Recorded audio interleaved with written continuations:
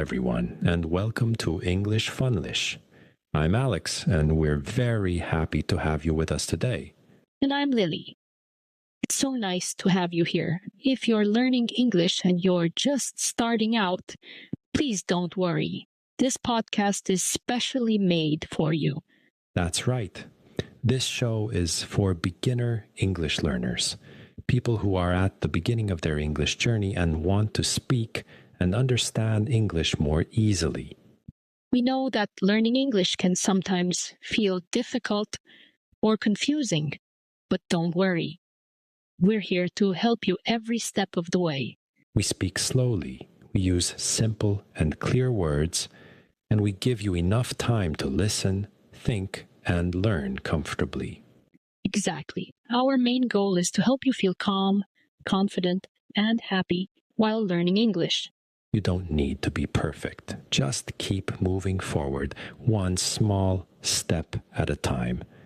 So, Lily, what can listeners expect in each episode? First, you'll hear a short and easy conversation. That means two people talking in a simple, everyday situation, like at home, in a cafe, or at school. After that, we stop and explain the important words. Yes, we explain what those words mean and show you how to use them in real-life situations. We also give clear examples. And sometimes we share small personal stories from our own lives to make the words easier to remember. If you don't understand everything the first time, that's completely okay. You can pause, listen again, or come back later. That's right. Don't feel stressed. Stay relaxed and enjoy learning with us. This is the best way to improve your English. So, are you ready to begin? First, we'll listen to the conversation and then we'll learn the words together. You're already doing great. Let's start learning. Mia, you look a little tired today. Did you have a long night yesterday? Yes, I did. I was working on my laptop. I had to finish something, and it took longer than I planned. I went to bed after midnight, but I couldn't sleep right away. That's quite late. I usually try to sleep by 10:30. When I don't get enough sleep, I feel low on energy the next day. Same for me. Even though I was tired, I still woke up at 6:45 this morning. I didn't want to wake up, but my alarm kept ringing. I finally got up at 7 and went to the kitchen. What did you do there? First, I drank a glass of water. Then I made some coffee and a simple breakfast. After that, I washed my face and brushed my teeth. I didn't take a shower right away because I was in a hurry. I understand. On busy mornings, I also skip some things. When I have more time, I like to stretch or do light exercise to wake my body up. Yes, that helps a lot. After breakfast, I checked my emails and packed my bag. Then I made my bed. I try to do that every day. After that, I cleaned the table and washed the dishes. Sounds like a busy start to the day.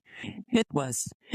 Later, I went out to buy breakfast items for tomorrow. I picked up bananas, yogurt, bread, and eggs. The street market was noisy and full of people. I felt tired after walking around.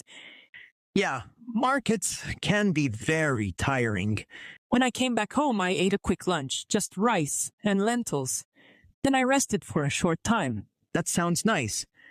I also had lunch around 1:30. I ordered some food instead of cooking today. After that, I took a short nap. That's a good idea. Later this evening, I plan to go for a walk and then read a book. Just don't stay up too late again. I won't.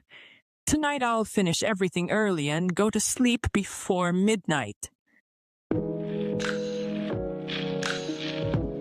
All right, let's begin by talking about two very common actions that almost everyone does every single day, especially in the morning. And the two words we are going to learn now are wake up and get up. Yes, these words may look very small and simple at first, but they are extremely important in daily English, and even though they sound similar, they do not have the same meaning at all. First, let's explain the meaning of wake up. When you wake up, you stop sleeping and you open your eyes, which means you are no longer asleep. This can happen because your alarm clock rings, your phone makes a sound, or maybe the sunlight comes through the window and reaches your eyes when your eyes open and your sleep ends. This is called waking up. Exactly. But it's important to remember that when you wake up, you are usually still in your bed. You're lying down comfortably, and your body is not moving yet. Now, Lily, let's move on to the next phrase, which is get up. When you get up, you leave your bed. First you sit up, then you stand on your feet, and finally you step away from the bed. This action means you are starting your day. Okay, Alex, let me talk about my usual morning routine so our listeners can understand better. I normally wake up at around 7 o'clock, but I don't get up immediately. I like to stay in bed for about 10 or 15 minutes, look at the ceiling, think about my plans for the day, and sometimes check my phone. I really enjoy the quiet time. After that, I usually get up around 7:15 and walk to the bathroom. That sounds very similar to my routine too, Lily. I usually wake up at about 6:30, but I don't jump out of bed quickly. I prefer to lie in bed for a while, gently stretch my arms and legs, and listen to the birds outside. Most days, I don't actually get up until around 6:45 or sometimes even 7 o'clock. Yes, and sometimes I even wake up before my alarm rings, maybe around 6:50. But I still stay in bed because it feels warm and soft, especially during the winter months. I stay there for a few extra minutes, but of course, at some point I have to get up because I need to go to work. That's very true. Sometimes we wake up, but we really don't want to get up. Maybe it's cold outside the blanket, or maybe we still feel tired, but we know that we have to move and start the day. So let's remember this clearly. Wake up means your eyes open and you stop sleeping, but you are still in bed. Get up means you leave the bed, sit up, stand up, and begin your day. All right, let's say it together now. Please repeat after us. I wake up at 7. Good. I get up at 7:15. Very good job. Now, after we wash our face and clean our teeth in the morning, many people like to wash their whole body. So let's talk about the next group of phrases. Have a shower, take a shower, and have a bath. Yes, first, let's explain have a shower and take a shower, because these two phrases actually mean the same thing.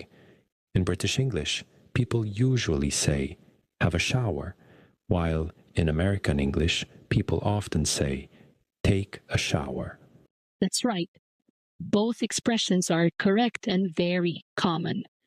When you have or take a shower, you stand under running water while the water comes down from above, and you wash your whole body using soap and sometimes shampoo for your hair, which helps you feel clean and fresh.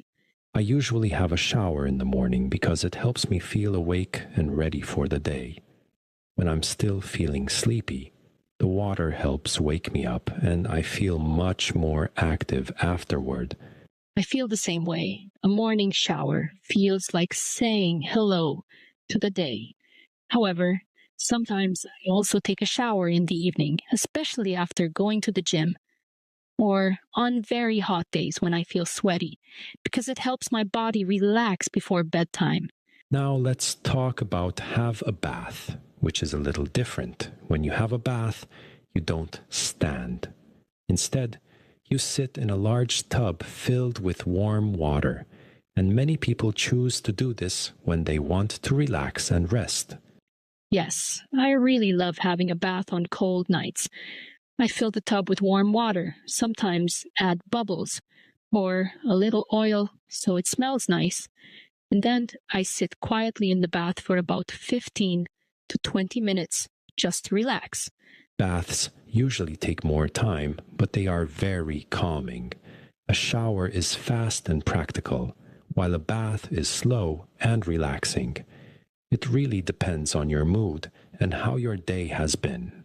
So let's remember, have a shower or take a shower means washing your body while standing underwater, and have a bath means sitting in warm water to relax. Now let's practice together. I take a shower in the morning.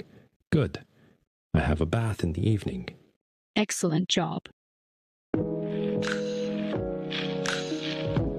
Now let's move on to the next part of the day, which is cleaning and tidying our home, because these are important daily activities for many people.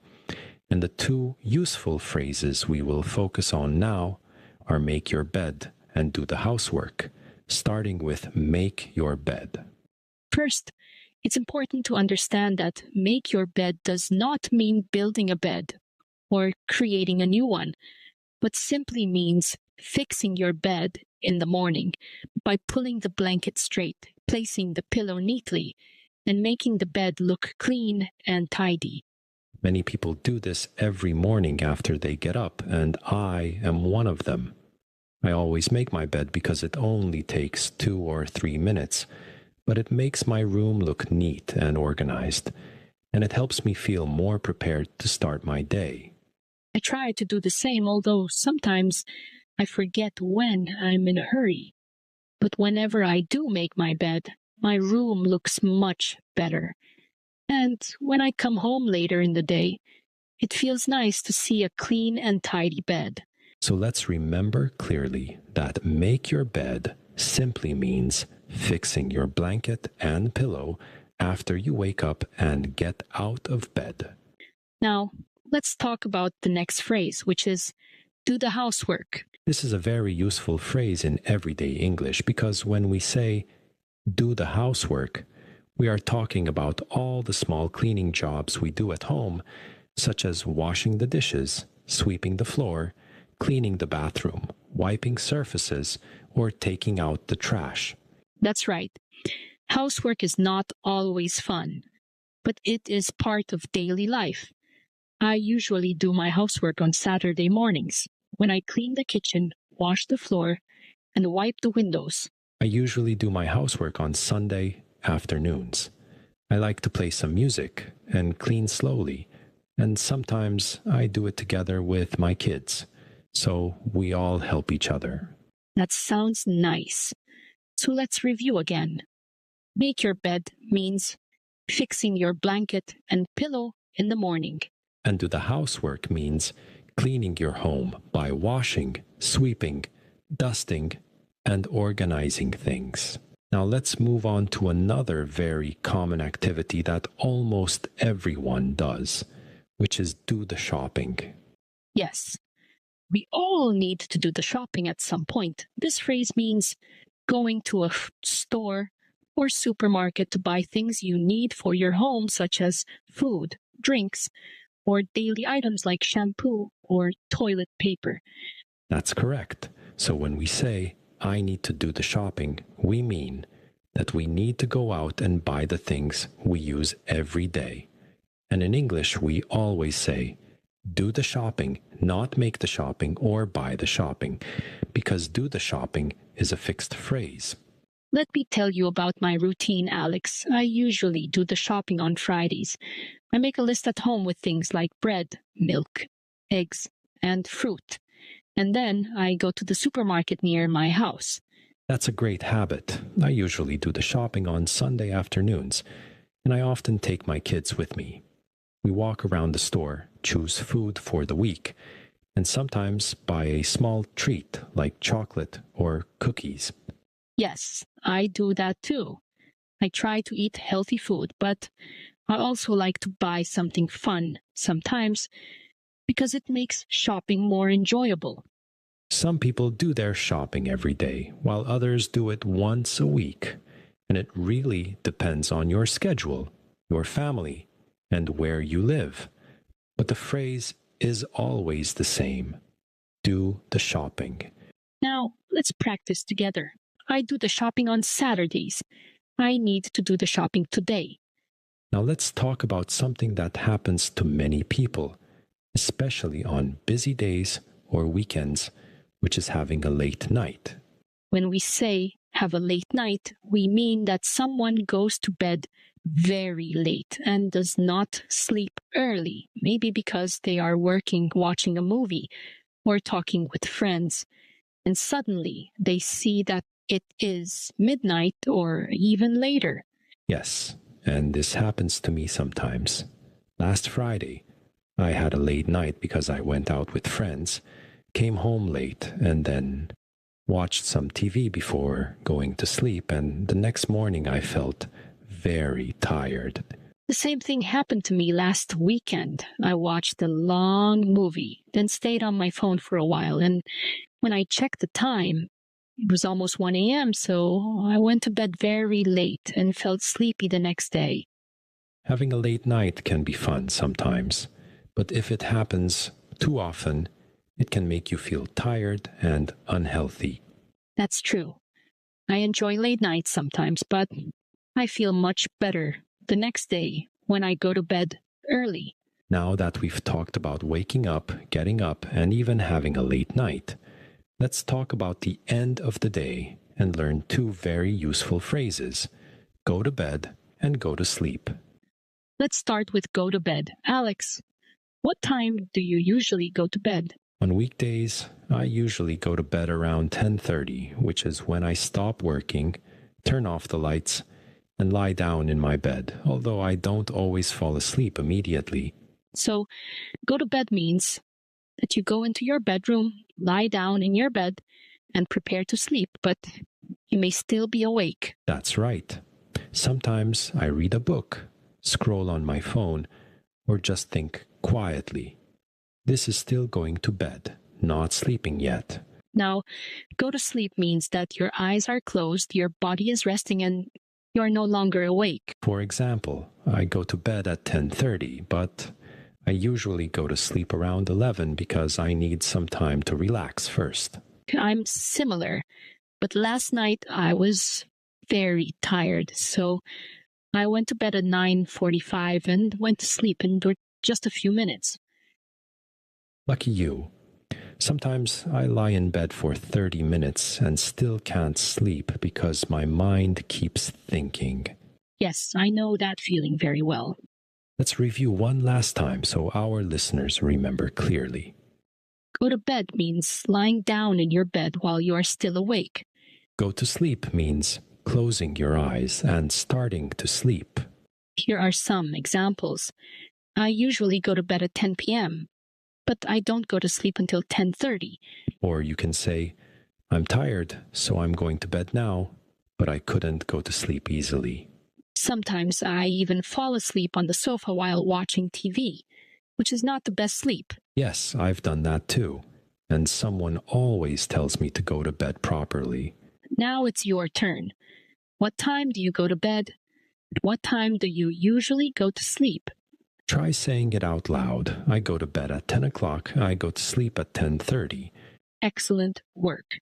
And that brings us to the end of today's episode. Thank you so much for listening and learning with us. We'll be back soon with another episode to help you continue improving your English. So until then, Thanks again for spending your time with us. Bye for now.